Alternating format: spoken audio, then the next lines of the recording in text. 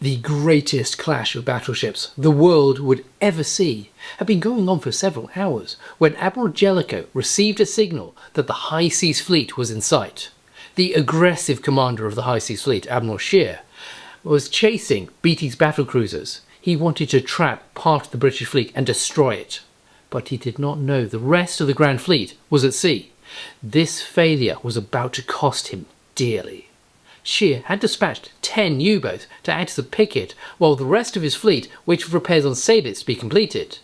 They were supposed to let him know where the British fleet was, but they did not provide him with much information. The chance of action would have been a welcome relief to the men at the Grand Fleet. Scapa had only one canteen, and even that closed at 8:30. One midshipman later recalled how cold and unpleasant a place it was. Another one wrote how they had nothing to do, and at times it became difficult to think that they were doing any good for the country at all. The main emotion of the officers serving in the Grand Fleet was a kind of weary boredom. Despite this feeling, they were doing important work. The outcome of the war hinged on whether Britain could blockade Germany to its knees or whether the Germans would do the same to them. By blocking the German fleet's exit from the North Sea, the Grand Fleet stopped the Germans from getting into the Atlantic and attacking Britain's own supply lines. The Germans had similar problems with morale, but at least their crews would have a more chance of entertainment off watch because of a difference in their design philosophies. The British dreadnoughts were designed for service worldwide, and their crews lived on board. The German crews lived in barracks except when the ships were at sea. As the German fleet left the Jade, the stokers emerged from beneath the armoured decks so they could enjoy the sun. They huddled anywhere which was protected from the wind, or where the funnel mantle exuded a cosy warmth. The beautiful peacetime uniforms were no longer worn. Many had stained blouses or trousers, as soap had to be saved due to the British blockade, but they were as eager for the fight as the British were. The first part of the battle had not gone well for the British. Admiral Jellicoe was on the bridge of HMS Iron Duke, looking into the mist when he was told the High Seas Fleet was approaching. He now faced the most important decision of his life. Jellicoe had 28 dreadnoughts and 9 battlecruisers. He was about to bring them into action with the German High Seas Fleet. He had enough ships and guns to annihilate it if he got his deployment right. But he also knew if somehow the Germans broke the British blockade, there was a chance that they could lose the war.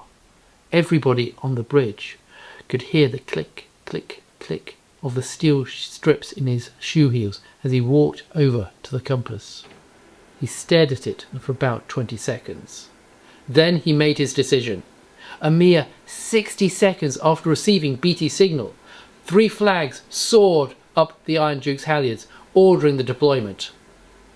On the bridge of SMS König, the Admiral was watching with horrified amazement as a long line of battleships emerged from the mists ahead of him.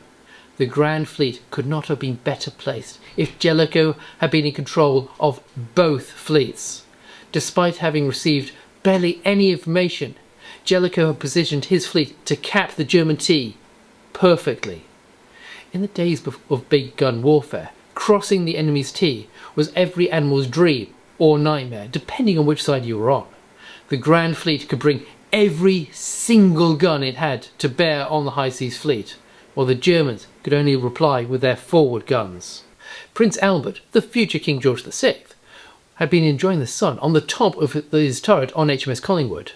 He was still trying to recover from a hangover he got from a visit to the battlecruiser Invincible 2 nights before.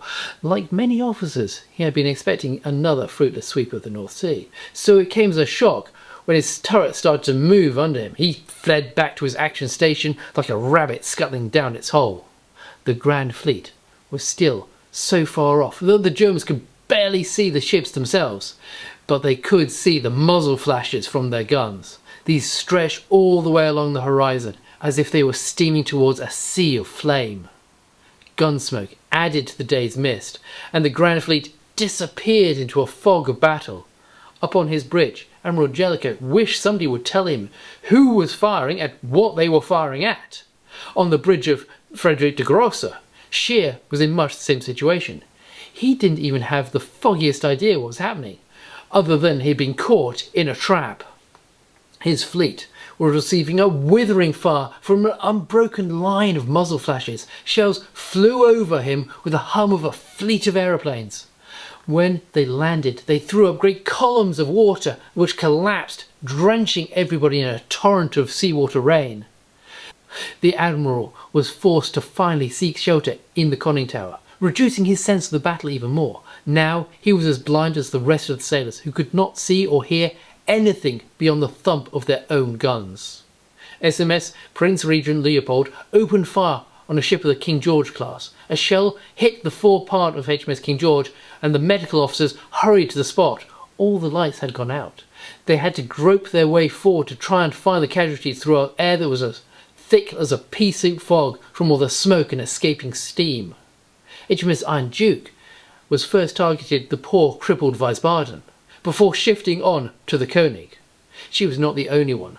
Every single ship in the British line lobbed a few shells at the poor unfortunate Wiesbaden, treating her like a now vaguely warship-shaped pinata. Some 300 shells were fired at the unfortunate German light cruiser, with 10 or 12 hits registered. There were so many ships firing at the same target that it became difficult to tell which salvo had come from which ship. But, like a monster from a horror movie, she just refused to die. She even managed to fire a torpedo back towards the British line. One of the ships firing at Wiesbaden was the British battlecruiser Invincible. Then a better target appeared from the mist, the German battleship Der Flinger.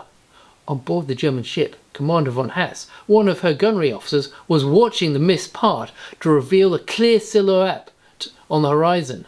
Fire flashed from her guns, and soon Der Flinger was being straddled with salvos of 12-inch shells. Der Flinger and Lutzow fired back on the battlecruiser. HMS Invincible was one of the eldest children of Jackie Fisher's revolution in warship design, and had been developed to cruise the oceans, protecting Britain's shipping lanes. She had already done good service, chasing Goeben across the Mediterranean. She had then taken part in the Battle of the Falklands and the Battle of the Bight, but she was never designed to go up against another battle fleet. She kept pumping out shells as fast as her gun crews could fire them. Altogether, they would fire 110 rounds. To keep up this tremendous rate of firing, the gun crews took their silk bags of cordite from their protective containers, so there would not be any delays that could starve the guns. Shells hit Lutzow just below port side number 4 gun. This shell did not explode, but the force of its impact was enough to knock the gun crew from their feet and push the gun itself from its pivot. These massive strikes broke open her hull, and 2,000 tons of water rushed in. In return, a shell from Der Flinger hit Invincible's Q turret and killed all of the Royal Marines inside. On the board Der Flinger, Oberleutnant Zazie von Stoiss called out hits. Moments later, they watched as the ship was engulfed in a shroud of smoke. The explosion tore the entire middle of the ship away, and the giant ball of crimson flame, masses of coal dust spurted from her broken hull, and the tall tripod masts collapsed inwards. The magazines below P and Q turret had detonated.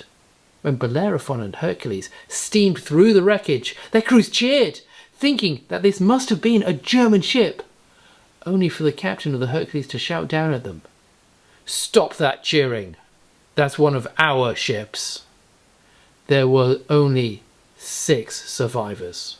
Most of them had been up in the fire control platform, which had been blown clear by the force of the explosion. One of the survivors had simply been able to step into the sea when the foretop came down, and described the water as quite warm. He was rescued by the destroyer HMS Badger without a scratch on him. The only other survivor from anywhere on the ship was from Q turret itself.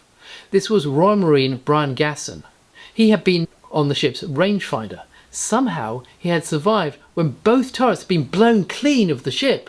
The turrets would later be found 25 metres apart and 50 metres astern of the rest of the wreck. Within microseconds of the magazine detonating, temperatures inside had reached 3,000 Kelvin and pressures of 10,000 atmospheres. This pressure wave raced through the ship, instantly killing anybody that was unlucky enough to get in its path. It smashed through the internal bulkheads and the ship broke clean in two. The ship had been so long that when the two halves came to settle on the bottom of the seabed, there was still 100 feet from each end sticking up above the waves. When Jellicoe passed HMS Badger in Iron Duke, he signalled asking if this was one of their ships. On receiving the reply that it was the Invincible, he realised that he might have to send out another ship out to destroy the two sections that would remain standing. He could not risk the Germans getting on board and searching her for secrets the way the Russians had with the Magdeburg earlier in the war. Even with the Germans' success against the Invincible, Scheer understood that he was in a perilous position. The entire arc of the horizon, from north to east, flashed with fire from ships themselves lost in the mist and smoke. He had come up against the main body of the British fleet, including all the first-generation dreadnoughts. He gave an order to his flag lieutenant. A signal was hoisted, and the entire German high seas fleet did the nautical equivalent to a tire screaming handbrake turn. The seas boiled as each ship reversed course in a manoeuvre called the Battle About Turn to Starboard. The manoeuvre was so quick, a mere 4 minutes later, the high seas fleet had disappeared back into the banks of mist and smoke. The serious fleet action had lasted for only 20 minutes. At 6:45, the firing ceased altogether. On board HMS Collingwood, Prince Albert emerged from his gun turret to escape the cordite fumes inside. He was very proud to have been in action, and Collingwood had been straddled by several salvos, although never actually hit. He would later write that during the action, all sense of danger disappears, leaving only a longing to deal death in every possible way to the enemy. He should not have been so quick to leave the armoured protection of his gun turret, because 3 minutes later, Vice Admiral Scheer issued another order for a change of course. The Battle of Jutland was still far from over. If you'd like to hear about the final phases of the battle, then please like and subscribe, and maybe the algorithm will let you know when I post them next week.